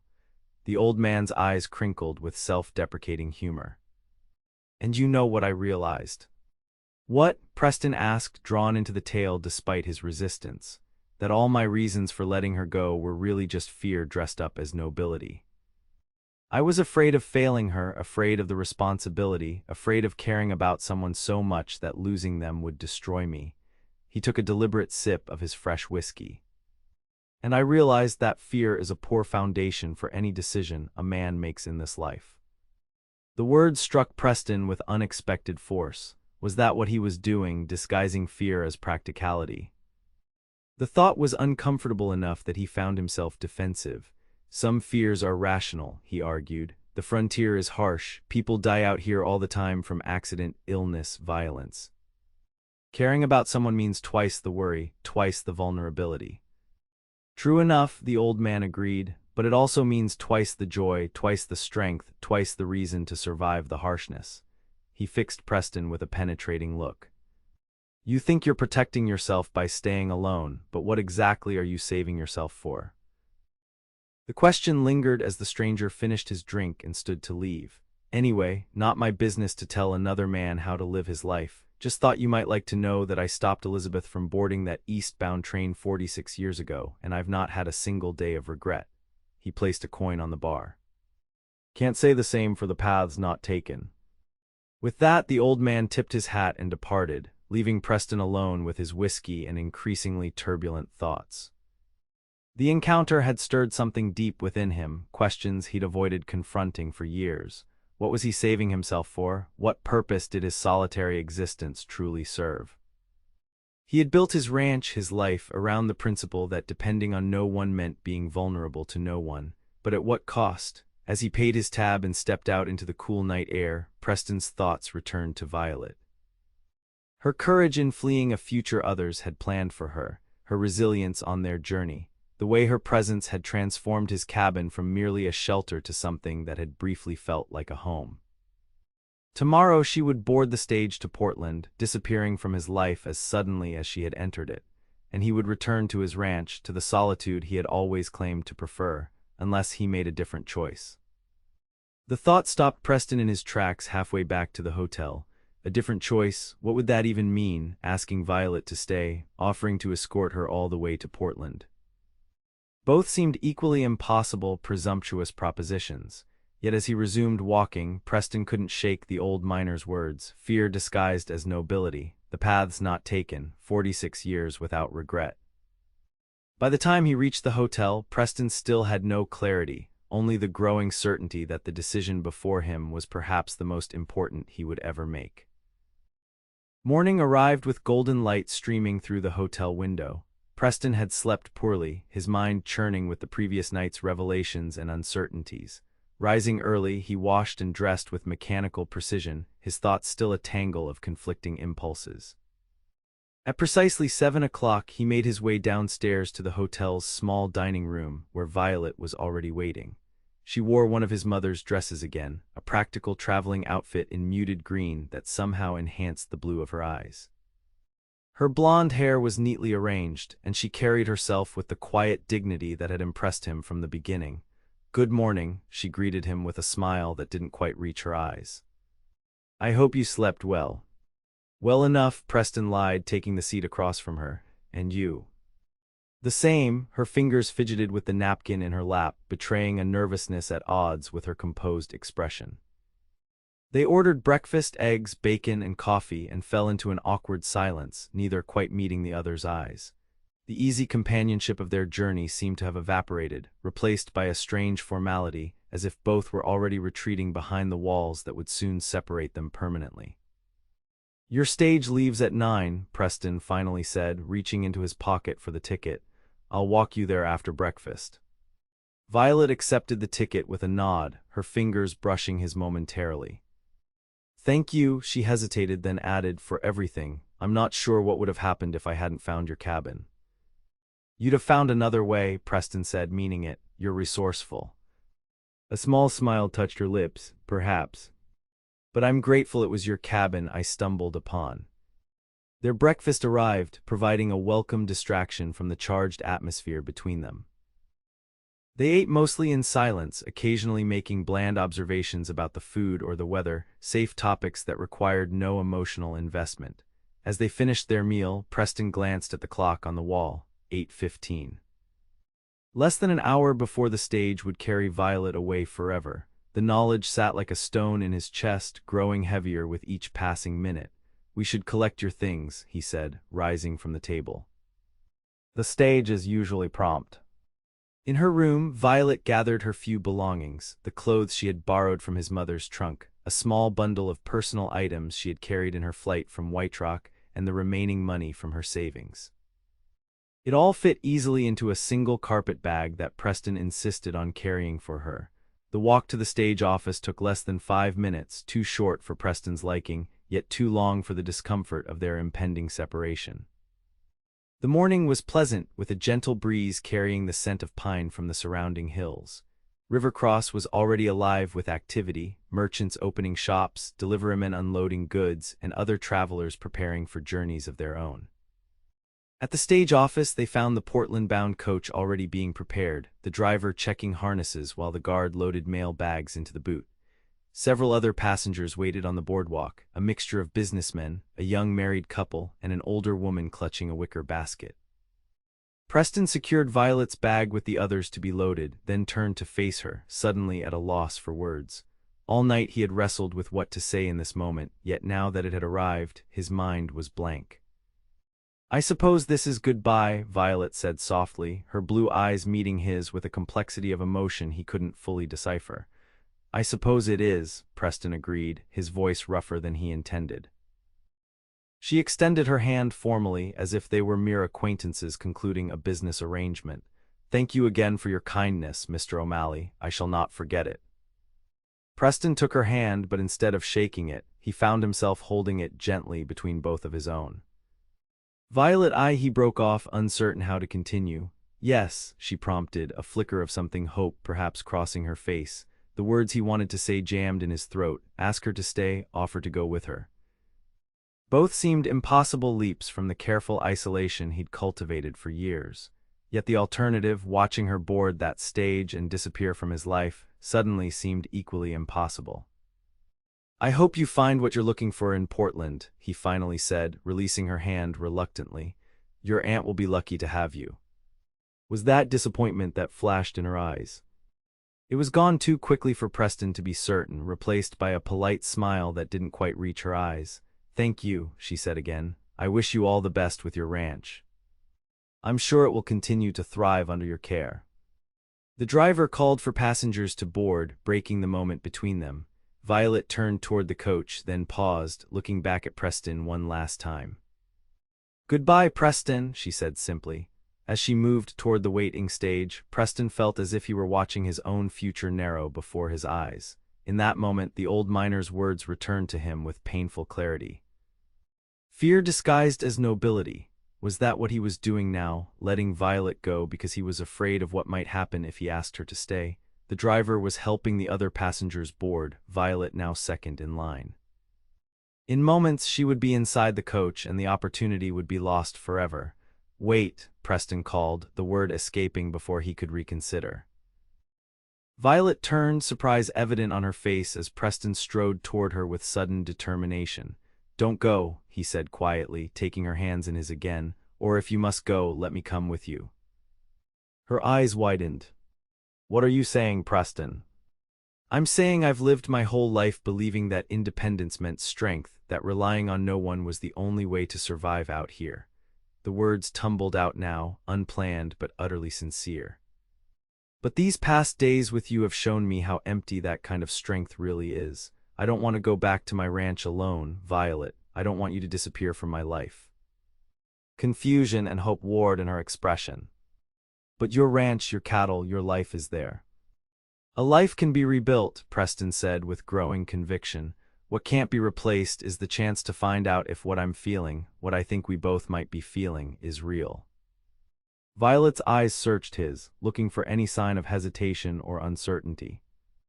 "And what are you feeling, Preston O'Malley?" "That meeting you was no accident," he answered honestly. "That there's a reason you found my cabin of all places, that in just a few days you've made me question everything I thought I knew about what matters in this life." A small smile began to form on her lips. Those are grand thoughts for a man who claims to value practicality above all else. I'm discovering I may have been wrong about many things, Preston admitted, a matching smile tugging at his own mouth. Including what I truly value. The driver called impatiently for final boarding, but neither Preston nor Violet moved toward the stage. What exactly are you proposing? Violet asked, her voice steady despite the emotion visible in her eyes. Preston took a deep breath. I'm proposing that we find out where this leads, together. I can escort you to Portland as planned, meet your aunt, see if there's opportunity for both of us there. Or we can return to my ranch if you'd be willing to give life in Montana a chance. Either way, we wouldn't be saying goodbye, not yet. And if it doesn't work, Violet's question was practical, but her hands tightened around his, belying her outward calm. Then we'll part as friends, knowing we had the courage to try, Preston answered. But if it does work, he left the possibility unspoken but clear in his eyes. For a long moment, Violet was silent, weighing his words in her own heart. The stage driver called one last warning, board now or be left behind. Finally, she smiled, a real smile that reached her eyes and transformed her face with a radiance that took Preston's breath away. I've always wanted to see Portland, she said, but perhaps that journey can wait. I think I'd like to give Montana a proper chance first. Relief and joy swept through Preston in equal measure. You're sure? No, Violet laughed softly. I'm not sure of anything except that I don't want to board that stage and wonder for the rest of my life what might have been. Preston's face broke into a grin wider than any he could remember. With a quick word to the driver to unload Violet's bag, he led her away from the stage office, their hands still clasped together. This is madness, he said, though his tone conveyed no regret. The best kind, Violet agreed, her eyes bright with the same exhilarating uncertainty he felt. The kind that feels more right than all the careful planning in the world. As they walked back toward the hotel to retrieve their horses for the journey home, a word that suddenly held new meaning for Preston, he found himself wondering at the strange twists of fate that had brought them together. A young woman fleeing an arranged marriage, seeking shelter in the most unlikely of places. A solitary rancher, opening his door to find his carefully constructed worldview challenged by a pair of determined blue eyes. What are you thinking? Violet asked, noticing his thoughtful expression. Preston smiled, squeezing her hand gently. I'm thinking that for a man who prided himself on self-reliance, I'm remarkably grateful that you broke into my cabin. Her answering laughter, bright and genuine, seemed to Preston like the beginning of something he had never dared to hope for, a future where independence and connection weren't opposing forces but complementary strengths, supporting rather than diminishing each other. Together they walked toward the livery stable, the morning sun warming their shoulders and the road ahead stretching back toward the ranch that would now, for the first time, truly become a home. The journey back to Preston's ranch took on a different quality than their ride to Rivercross. Where before there had been tension and uncertainty, now there was a shared anticipation, a mutual exploration of possibilities neither had allowed themselves to consider before their moment of decision at the stage office. They rode side by side where the trail permitted, talking more openly than they had during their previous journey. Preston shared stories of his early days in Montana, the challenges of building the ranch from nothing, the mistakes he'd made, the lessons he'd learned. Violet spoke of her childhood in Boston, her mother's quiet influence, and her growing disillusionment with the life that had been planned for her. What will your father do when he discovers you've truly gone? Preston asked as they paused to rest the horses beside a clear mountain stream. Violet considered the question, her expression thoughtful. He'll be angry, of course. Perhaps he'll search for a time, but eventually his practical nature will assert itself. The business alliance with Mr. Caldwell is important to him, but not irreplaceable. A small smile curved her lips. And William, my brother, will support my decision, I think. He never approved of the arrangement, though he had little power to prevent it. And your aunt in Portland, will you write to her? Yes, certainly, Violet nodded. I'll explain that my plans have changed, but assure her that I'm safe and well. Perhaps someday we'll visit her together. The casual reference to their shared future warmed Preston in a way he hadn't expected. He had always viewed his life as a solitary path, yet now found himself easily imagining Violet beside him for years to come. They encountered no bandits on the return journey, for which Preston was grateful. By late afternoon, they had descended from the pass and were traveling through the familiar rolling hills that preceded his ranch.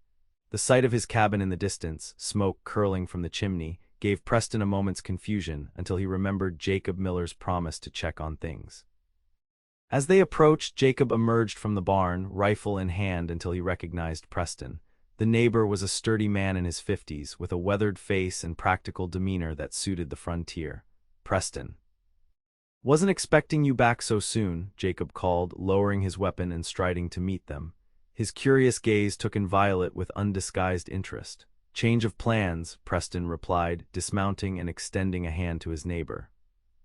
"Jacob, this is Miss Violet Newcombe. Violet, Jacob Miller, my nearest neighbor." Violet smiled warmly from atop willow. "A pleasure to meet you, Mr. Miller. Preston has spoken highly of you." Jacob's eyebrows rose slightly at the use of Preston's given name, but he touched his hat respectfully.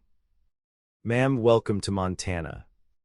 "Jacob's been keeping an eye on things while I was away," Preston explained, helping Violet dismount. "Everything look all right." "Right as rain," Jacob confirmed. "Cattle are fine, no sign of trouble." "Stoked your fire to keep the damp out of the cabin." His eyes moved between Preston and Violet with barely disguised curiosity. "Didn't realize you'd be bringing company back with you." "It was a recent development," Preston said, not elaborating further. "We appreciate you looking after things." Jacob nodded, taking the hint. "Well, I should be getting back to my own place before dark." "Pleased to meet you, Miss Newcombe. Hope to see you again soon." After Jacob departed, Violet turned to Preston with an amused expression. "He'll be wondering about us." "Undoubtedly," Preston agreed. "By tomorrow, half the county will know Preston O'Malley returned with a woman. Frontier telegraph is faster than the real thing." "Does that bother you?" Violet asked, a hint of uncertainty in her voice. Preston considered the question honestly. A week ago, the idea of being the subject of neighborly gossip would have irritated him profoundly. Now, watching Violet standing beside his cabin with the late afternoon sun gilding her hair, he found he didn't care in the slightest. "Not at all," he said simply. "Let them talk." The cabin felt different upon their return, both familiar and somehow transformed by the new understanding between them. Preston busied himself with the horses while Violet went inside to freshen up. When he entered the cabin a short while later, he found her at the stove, preparing a simple dinner from the provisions they'd brought back from town.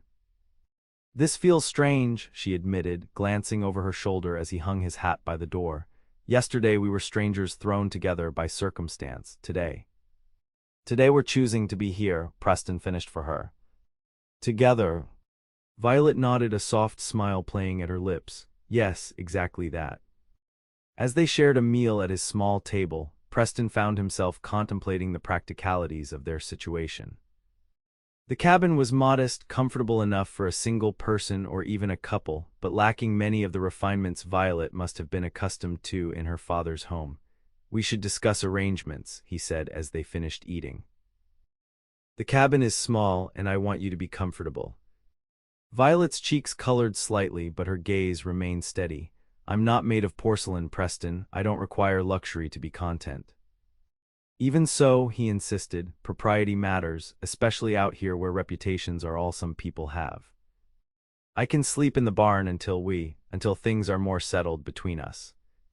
Understanding dawned in Violet's eyes, followed by a warm appreciation for his consideration.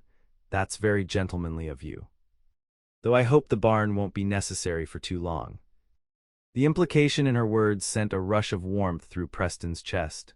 "We have time," he said softly, "to be sure of what we both want." Violet reached across the table to take his hand, her touch sending a current of awareness through him. "I may not be sure of many things right now, Preston O'Malley, but I am sure that finding your cabin was the best mistake I ever made." Later that evening, as Preston made himself reasonably comfortable in the clean straw of the barn's loft, he found himself marveling at the turn his life had taken. A week ago, he had been convinced that his solitary existence was all he needed or wanted. Now the thought of returning to that life seemed not just unappealing but impossible, yet practical questions remained. Violet was educated, cultured, accustomed to a life of comfort and society that his modest ranch could not provide. Would she truly be content here once the novelty wore off, and what of her family? Sooner or later, they would have to address the fact that she had effectively disappeared from the life they had planned for her. These concerns hovered at the edges of Preston's mind as he drifted toward sleep, but they couldn't diminish the profound sense of rightness he felt about the choice they had made at the Rivercross stage office. Whatever challenges lay ahead, they would face them together, a concept that would have seemed foreign to him just days ago, but now felt like the most natural thing in the world. The days that followed settled into a rhythm that surprised Preston with its ease and naturalness. Violet adapted to ranch life with a determination and grace that impressed even him, learning each new task with enthusiasm and refusing to be daunted by the physical demands of frontier living. She quickly took charge of the household, transforming the functional but sparse cabin into a true home. Curtains appeared at the windows, made from fabric purchased during a trip to White Rock. The garden flourished under her attention, providing fresh vegetables for meals that were far more varied and flavorful than Preston's bachelor cooking. More importantly, they began to learn each other, not as the desperate runaway and reluctant host they had been initially, but as the man and woman they truly were. In the evenings, they would sit on the porch watching the sunset, sharing stories of their pasts and dreams for their future. Preston spoke of his hopes for the ranch, his plans for expanding the herd, and perhaps one day building a larger home. Violet described her interest in books and education, wondering aloud if the growing community might eventually need a school. 2 weeks after their return from Rivercross, Violet received a letter forwarded from her aunt in Portland. The familiar handwriting on the envelope, her brother William's, caused her hands to tremble slightly as she opened it. "He writes that father is furious," she told Preston as she scanned the pages. "Mr. Caldwell more so. They searched for me in White Rock for 3 days before concluding I must have found passage elsewhere." "Are they still looking?" Preston asked, concern evident in his voice. Violet continued reading, her expression gradually relaxing. "It seems not. William says father received news of a business opportunity in Chicago that has consumed his attention. And Mr. Caldwell, true to form, has already begun courting another potential bride, the daughter of a banking associate." Relief washed over Preston's features. "So they've given up the search." "It appears so." Violet folded the letter carefully. "William asks that I write to him just to confirm my safety. He promises not to reveal my whereabouts to father unless I wish it." "Do you trust him?" Preston's protective instinct was evident in his question. Violet nodded without hesitation. "With my life, William and I have always been close, despite father's attempts to separate us. He only wants my happiness." She smiled softly. "And I believe he would approve of you, once he knew you properly." The implication that her brother's approval might someday be sought hung in the air between them, another step in the gradual solidifying of their relationship. As May turned to June, the ranch flourished under their combined efforts. Preston found that tasks which had once consumed his days now took less time with Violet's assistance. She proved surprisingly adept at ranch work, learning to help with the cattle, to manage the chicken coop, and even to assist with minor repairs around the property. In turn, Preston discovered a pleasure in sharing his knowledge and skills that he had never anticipated. Violet's quick mind and genuine interest made teaching her a joy rather than a burden. Her fresh perspective often led to improvements in methods he had taken for granted for years. The sleeping arrangements remained as Preston had proposed that first night, he in the barn loft, she in the cabin. But as the weeks passed, both felt the artificiality of the arrangement growing increasingly apparent. They were no longer strangers thrust together by circumstance but partners in the truest sense, sharing work, meals, conversations, and gradually, their deepest thoughts and feelings. On a warm evening in mid-June, as they sat on the porch watching fireflies emerge in the gathering dusk, Violet finally addressed what had been on both their minds. "Preston," she said softly, "I think it's time we discussed our future more explicitly." He turned to look at her, the last light of day catching the golden highlights in her hair. "What did you have in mind?" "Well," Violet began, a hint of color rising in her cheeks despite her determined tone, "I've been living at your ranch for nearly a month now. We work together, eat together, plan together." By any reasonable measure, we're building a life together. Preston nodded, sensing where her thoughts were leading. We are. Yet you still sleep in the barn, she continued, meeting his eyes directly. While I appreciate the respect you've shown for my reputation and comfort, I think we both know that arrangement was never meant to be permanent. The straightforward way she addressed the subject, without coyness or excessive delicacy, reminded Preston once again of the courage and clarity that had drawn him to her from the beginning. No, he agreed, it wasn't. He reached for her hand and folding it in his own. What are you suggesting, Violet? She took a deep breath. I'm suggesting that if we intend to build a life together, truly together, then perhaps we should consider formalizing our arrangement. For practical reasons, she added with a small smile, as well as matters of the heart. Are you proposing to me, Miss Newcombe? Preston asked, his eyes crinkling with amusement and something deeper. I believe I might be, Mr. O'Malley, she replied with matching humor. Then more seriously, I know it's soon, perhaps too soon by conventional standards. But nothing about our meeting or relationship has been conventional, has it? Preston considered her words carefully. A month ago, the idea of marriage would have seemed not just premature, but almost inconceivable to him. Yet now, looking at the woman beside him, strong, intelligent, determined Violet, who had transformed not just his home but his entire conception of what his life could be, he found himself wondering why they should wait. You're right, he said finally. Nothing about us has followed the usual path, and I can't think of a single reason that matters. He shifted to face her more directly, still holding her hand in his. Violet Newcombe, would you do me the honor of becoming my wife, not because convention demands it or because practical arrangements require it, but because I've come to realize that a life with you would be infinitely richer than any I could build alone. The smile that bloomed across Violet's face was answer enough, but her words confirmed it. Yes, Preston, yes, I will. The kiss that followed was not their first. Those tentative explorations had begun in the weeks after their return from Rivercross, but it carried a new certainty, a promise of shared tomorrows that neither had dared hope for when they first met.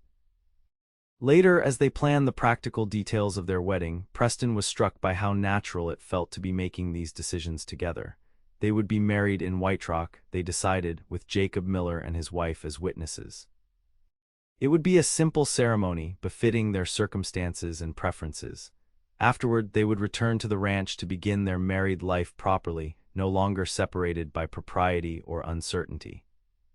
What about your family? Preston asked, the question that had hovered at the edges of their happiness finally finding voice. Your brother, at least, would you want him to know?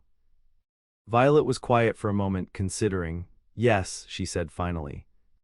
I'll write to William.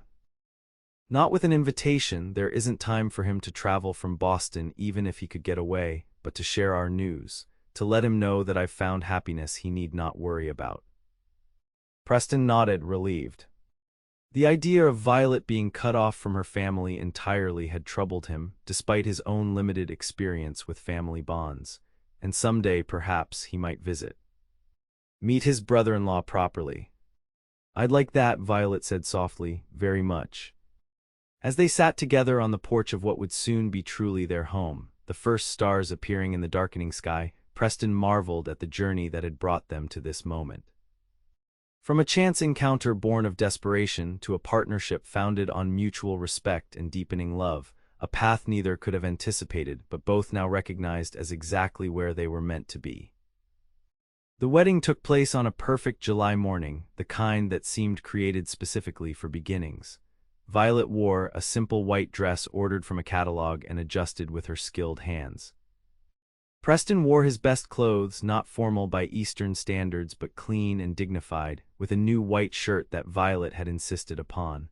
The ceremony itself was brief but heartfelt, conducted by White Rock's circuitriding minister in the small church at the edge of town.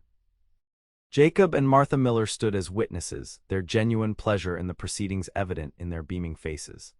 A handful of neighbors and townspeople Preston had known over the years filled the remaining pews, curious about the Eastern woman who had captured the attention of the notoriously solitary rancher. When Preston slipped the simple gold band onto Violet's finger and the minister pronounced them husband and wife, he felt a sense of rightness so profound it nearly took his breath away. The kiss they shared to seal their vows was modest in deference to their surroundings, but the promise it contained was boundless. A small reception followed at the town's hotel, where Martha Miller had arranged for refreshments with Violet's guidance. Preston found himself oddly at ease with the social requirements of the day, despite his usual discomfort with gatherings. With Violet at his side, introducing herself to neighbors and establishing connections that would serve them well in the years to come, he discovered that community need not feel like an intrusion into his cherished independence. "You're a natural at this," he observed quietly as she charmed the banker's wife with a discussion of the latest fashion news from back east. Violet squeezed his hand. "I was raised to be socially adept, even if I chafed at many of the expectations that came with it. Some skills prove useful regardless of context." As the afternoon progressed and their guests gradually departed, Preston found himself increasingly eager to return to the ranch to begin their life together properly, as husband and wife. Violet must have sensed his thoughts, for she gracefully expedited their farewells, accepting congratulations and invitations for future visits with practiced ease while steadily moving toward the door. The ride home was filled with a companionable silence, both lost in thoughts of the threshold they had crossed. The ranch came into view just as the sun was beginning its descent toward the western mountains, bathing the cabin and surrounding land in golden light that seemed to Preston like a benediction. He helped Violet down from her horse with more ceremony than usual, then surprised her by sweeping her into his arms before she could take a step toward the cabin. "Preston," she laughed, arms circling his neck. "What are you doing?" "Carrying my wife across the threshold," he replied with mock seriousness. "I'm told it's tradition." "Since when do you care about tradition?" Violet teased, but her eyes were soft with emotion. "Since today," he answered simply, carrying her up the steps and through the door of what was now, in every sense, their home. Inside, Violet had prepared for their return with her typical thoughtfulness. Fresh wildflowers adorned the table, new curtains framed the windows, and the bed, no longer just his, but theirs, was made up with the new linens she had ordered special for this day. Preston set her gently on her feet, suddenly aware of the significance of the moment. For all their growing closeness over the past weeks, this step represented a new level of intimacy, a final dissolving of the boundaries they had maintained out of respect and propriety. Violet seemed to sense his thoughts, for she reached up to touch his face with gentle fingers. "We have all the time in the world now," she said softly. "We do," Preston agreed, covering her hand with his own. "And I plan to make the most of every moment." The kiss that followed held none of the restraint they had shown at the church. It was a promise fulfilled, a hunger finally acknowledged, a beginning rather than an ending. As daylight faded into the soft blues of twilight, they discovered each other fully at last, learning the language of touch and tenderness that would bind them through all the days to come. Later, as they lay together in the quiet darkness, Violet's head pillowed on his chest, Preston reflected on the extraordinary journey that had brought them to this moment. He had built this ranch believing that independence was the highest virtue, that reliance on others was a weakness to be avoided at all costs. Now, with Violet's gentle breathing synced with his own, he understood how limited that vision had been.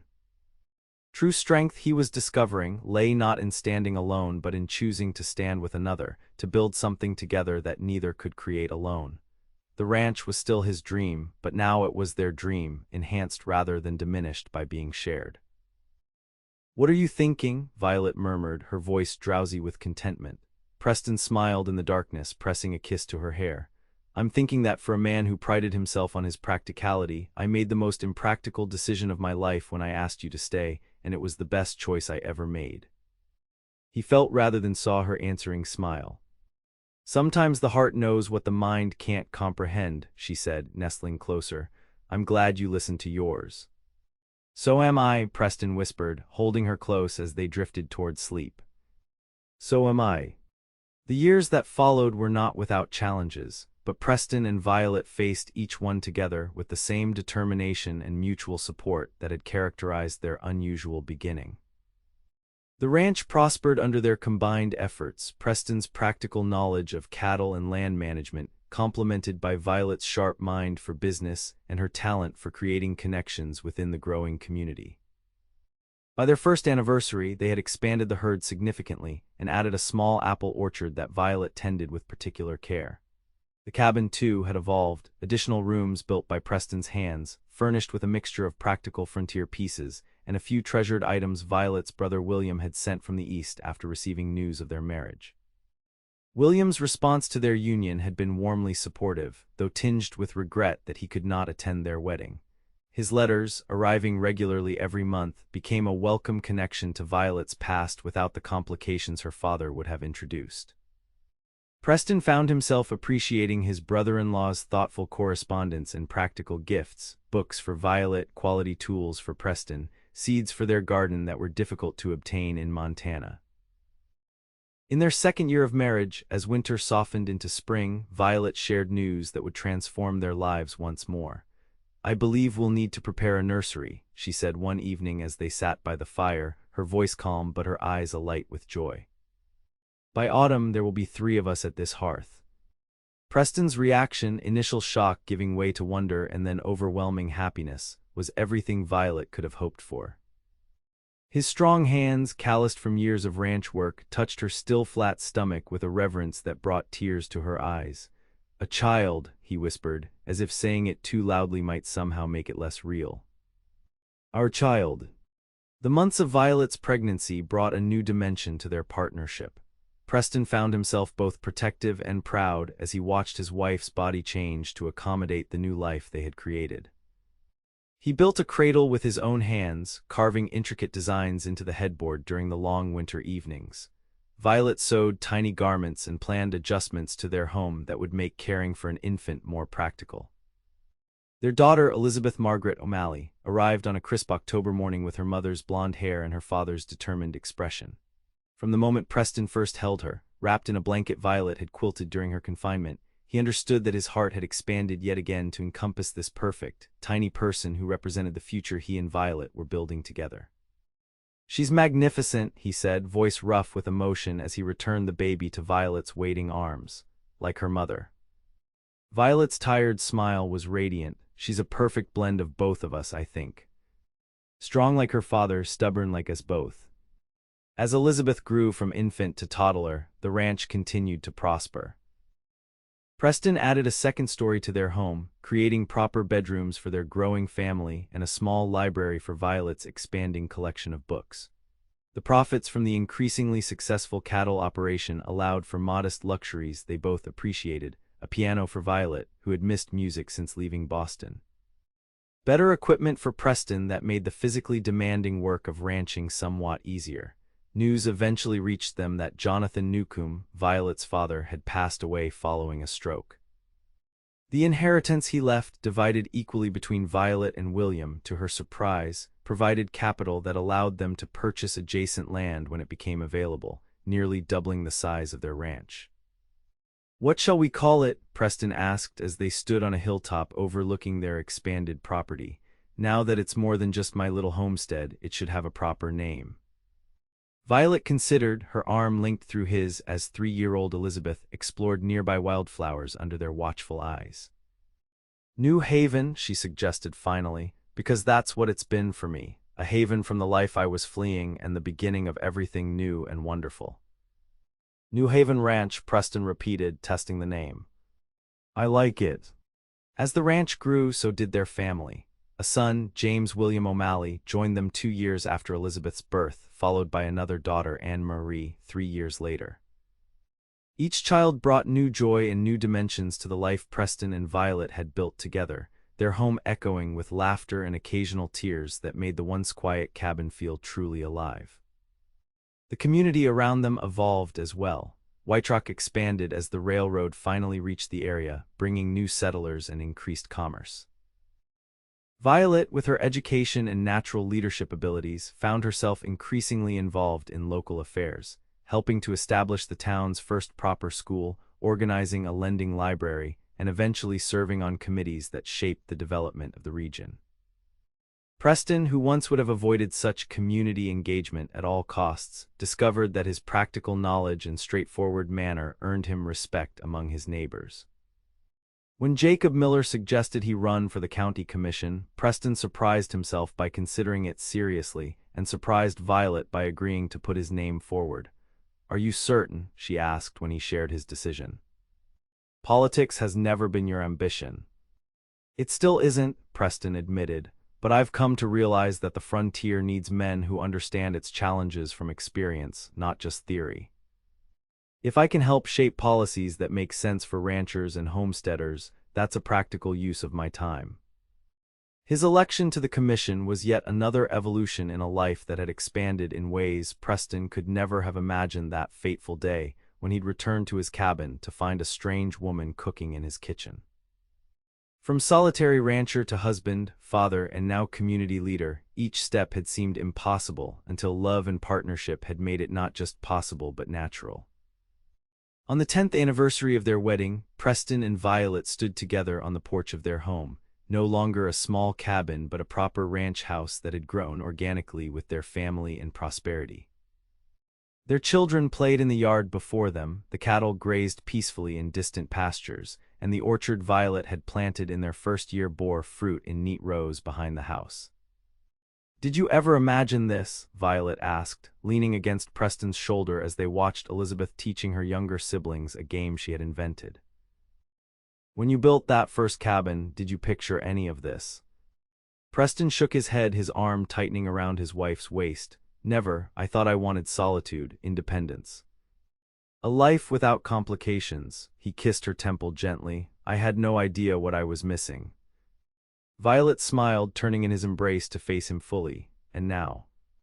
Any regrets about the complications?" "Not a single one," Preston answered without hesitation, looking into the blue eyes that had captured him from the beginning, eyes now surrounded by fine lines that spoke of laughter and a life fully lived. "Every decision that brought us here was the right one, even when we didn't know where the path was leading."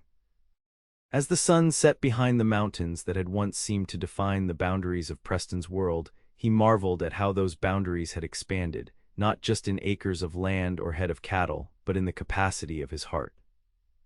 The man who had once believed that depending on no one was the key to frontier survival now understood a deeper truth, that true strength lay in the bonds created by love, trust, and shared purpose. Violet had run from an arranged marriage and found shelter in a cowboy's heart. But in the end, Preston reflected as he gathered his family close to watch the day's final light paint the sky in impossible colors, she had given him far more than he had offered her. She had given him a home in the truest sense, not just a place to live, but a place to belong. And on the Montana frontier, where nothing was certain and each day brought new challenges, that belonging was the greatest treasure of all.